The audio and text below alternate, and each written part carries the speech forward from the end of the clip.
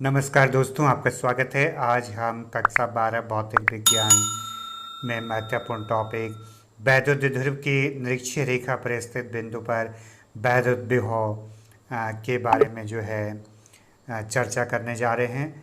वैद्युत द्विध्रुव की निरीक्षीय रेखा स्थित बिंदु पर वैद्युत विभव का व्यंजक हल करने का प्रयास करते हैं, इसको समझने का प्रयास करते हैं। ठीक है, इसके लिए हम क्या करते हैं कि माना ए बी एक वैद्युत द्विध्रुव लेते हैं। ठीक है, तो यहाँ पर जो है हम इस फिगर को बना लेते हैं। माना कि जो है ए बी एक वैद्युत द्विध्रुव है। ठीक है, ए बी जो है एक वैद्युत द्विध्रुव है, ए और बी। इसके ए सिरे पर जो है माइनस क्यू आवेश और बी सिरे पर जो है प्लस क्यू आवेश है। इस वैद्युत द्विध्रुव का मध्य बिंदु जो है O है और इसकी पूरी दूरी जो है 2L है। अल्पतम दूरी कितनी होती है वैद्युत द्विध्रुव की? 2L होती है। ठीक है, आप ये जो AO है ये आपकी L दूरी हो गई है और ये भी जो है आपकी L दूरी हो गई और पूरी दूरी कितनी हो गई है? L और L 2L दूरी हो गई। द्विध्रुव का मध्य बिंदु O है। ठीक है, अब यहाँ पर हमें क्या करना है? अक्षीय स्थिति का मतलब अक्ष के समांतर द्विध्रुव की सीध में, और निरीक्षक का मतलब होता है द्विध्रुव के लंबवत, यानी 90 डिग्री कोण पर जो है ऊपर की तरफ कोई बिंदु हमने P लेना है। तो द्विध्रुव का मध्य बिंदु O है और O से R मीटर की दूरी पर एक अन्य बिंदु जो है P है। यहाँ पे एक बिंदु P ले लेना है जहाँ पर हमने वैद्युत विभव ज्ञात करना है। इसको माइनस क्यू आवेश बिंदु A जो है इसको P से मिला देना है और ऐसे ही जो है प्लस क्यू को भी जो है बिंदु P से मिला देना है। ठीक है, तो यहाँ पर जो है ये हमने फिगर की क्या करी, इसकी रचना कर दी और ये दूरी जो है R है। ठीक है, तो इसको हम नोट कर लेते हैं, कॉपी में लिख लेते हैं कि माना जो है ए बी एक वैद्युत द्विध्रुव है जिसके ए सिरे पर माइनस क्यू आवेश और बी सिरे पर प्लस क्यू आवेश है।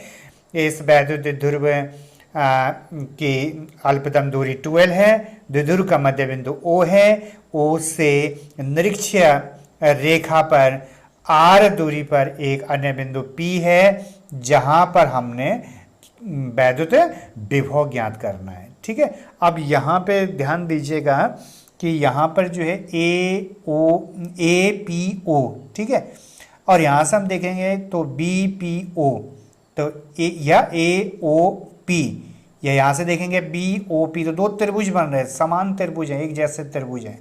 यहाँ पर हम जो है पाइथागोरस प्रमेय का प्रयोग करते हैं। देखो यहाँ पे क्या होगा, आपका ये आधार हो गया है, OB आधार है और OP जो है ये लंब है। ठीक है, और BP जो है इसका क्या हो गया, कर्ण हो गया। तो ये कर्ण का वर्ग बराबर आधार का वर्ग धन लंब का वर्ग, ऐसा हम लिख सकते हैं इसको पाइथागोरस प्रमेय के हिसाब से। तो कर्ण का वर्ग यानी BP का वर्ग, तो यहाँ पर जो है ये हो जाएगा BP का वर्ग यानी कर्ण का वर्ग बराबर लंब का वर्ग, लंब हो गया आपका OP का वर्ग और प्लस आधार यानी आधार ये है OB का वर्ग। ठीक है, अब यहाँ पर जो है हम इसके मान को रख लेते हैं। OP जो है ये L है, L दूरी है, तो यहाँ पे आ गया ये L का वर्ग। ठीक है, OB जो है O से B ये R है, R दूरी, तो यहाँ पे R का वर्ग। ठीक है, और BP ये हो गया आपका BP यानी कर्ण का वर्ग बराबर BP बराबर करते हैं इसको, BP ये वाला मान जो है BP बराबर ये हो जाएगा रूट और इसके अंदर आ जाएगा L square plus R square. ठीक है, जैसे ये मान है वैसी जो है आपका वही दूरी जो है AP जो है इधर है, तो ये भी हो जाएगा आपका AP बराबर under root L square plus R square. तो इतनी दूरी आपके समझ में आ गई। ठीक है, यहाँ पर आपका जो है BP बराबर AP, सेम दूरियां हैं ये आपस में, AP और BP, और बराबर आ गया under root R square plus L square, दोनों मान जो है समान है। ठीक है, इतना समझ में आ गया। तो अब आगे बढ़ते हैं। यहाँ पर जो है इस आवेश के कारण प्लस Q आवेश के कारण बिंदु P पर वैद्युत विभव तो ये हो गया आपका V1 बराबर प्लस Q आयुष के कारण बिंदु P पर वैद्युत विभव प्लस Q के कारण बिंदु P पर वैद्युत विभव। यहाँ पर आपको दिशा बताने की जरूरत नहीं है, तीर का निशान, क्योंकि विभव जो है एक अदिश राशि होती है। यहाँ पे आपको चिन्ह सहित मान रखने होते हैं और जो द्विध्रुव है वैद्युत क्षेत्र की तीव्रता है वह सदिश राशि, तो उसमें आपको तीर भी बताने होते हैं ऊपर की तरफ और नीचे की तरफ। तो प्लस Q आयुष के कारण बिंदु P पर तो V1 वैद्युत विभव का सूत्र होता है 1/4πε0 K। यदि आपने इस पूरे समायोजन को जो है प्राप्त वैद्युतांक माध्यम K में माना है तो फिर सूत्र के अंदर K भी आएगा। तो 1/4πε0 K Q/R, तो यहाँ पे आ जाएगा 1/4πε0 K और Q की जगह ये प्लस Q आ जाएगा, ये वाला Q, और बटे प्लस Q से बिंदु P के बीच की दूरी और इसके बीच की दूरी ये BP है, तो यहाँ पे आ जाएगा आपका R की जगह जो है BP आ जाएगा। ठीक है, दूरी क्या है ये BP, तो ये हो जाएगा V1 बराबर 1/4πε0 K Q बटे और BP का मान आ जाएगा √R² प्लस L², ये BP का मान लिख दिया हमने। ठीक है, अब आगे जाके हम करेंगे इसी प्रकार जो है दूसरा निकालेंगे। इसी प्रकार -Q आवेश के कारण बिंदु P पर वैद्युत विभव, बिंदु P पर वैद्युत विभव ये हो जाएगा V2 बराबर, ये भी आ जाएगा 1/4πε0 K और -Q आवेश के कारण माइनस चिन्ह आ जाएगा -Q और बटे -Q के कारण बिंदु P पर वैद्युत विभव, यहाँ पर जो है ये दूरी जो है A और P है, तो यहाँ पर आ जाएगा AP।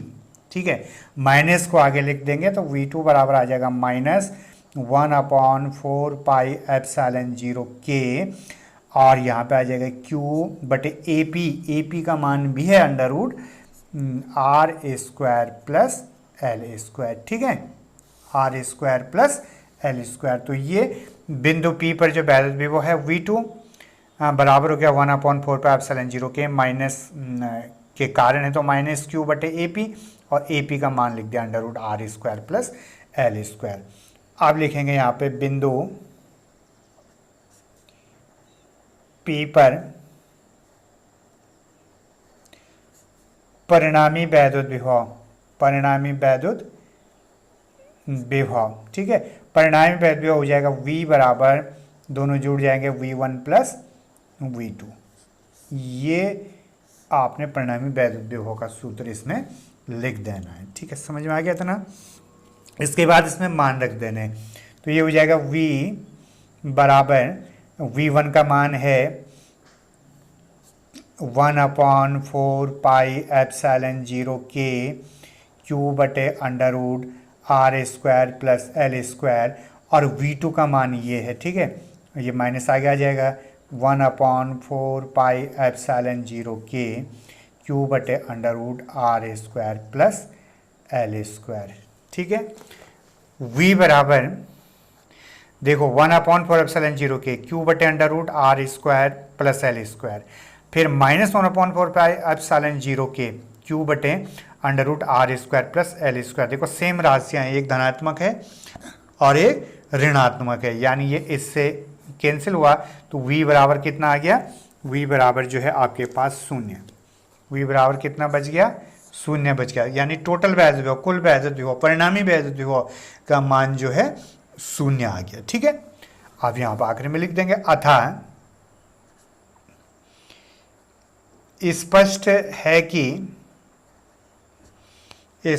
कि वैद्युत द्विध्रुव की निरक्षीय स्थिति में वैद्युत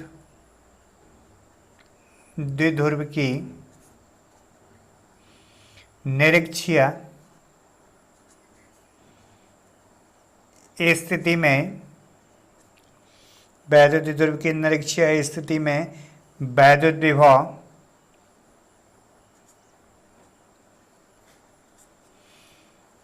शून्य होता है। क्लियर हो गया। और यहाँ पे जो है इतना इतना व्यंजक आपने करना है, v बराबर 0।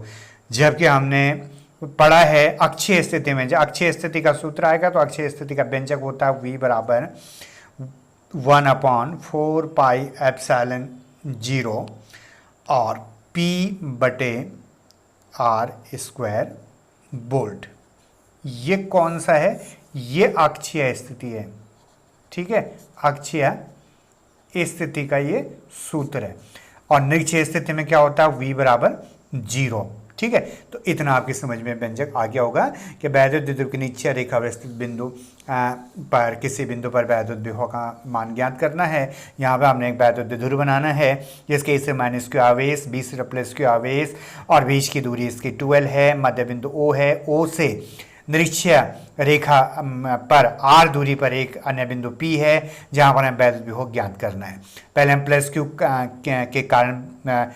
आवेश के कारण बिंदु P पर वैद्युत विभव ज्ञात करेंगे, तो उसके बाद -q आवेश के कारण बिंदु P पर वैद्युत विभव ज्ञात करेंगे और फिर इनका परिणामी वैद्युत विभव ज्ञात करेंगे और इस प्रकार जो v बराबर 0 हो जाएगा। ध्यान देने वाली बात है कि यहाँ पर जो है AP बराबर जो है BP होना है। इसमें AP बराबर BP और दोनों मान जो है ये AP और BP के √r² प्लस L² जो है इन मानों ने समान हो जाना है। और इस प्रकार स्पष्ट है कि वैद्युत द्विध्रुव की निरक्षीय स्थिति में वैद्युत विभव का मान शून्य होता है। वैद्युत विभव शून्य होता है।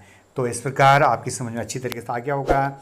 इसी प्रकार अन्य वीडियो के लिए चैनल को सब्सक्राइब कीजिए, लाइक कीजिए और दोस्तों के पास शेयर कीजिए। तब तक के लिए धन्यवाद। Thank you.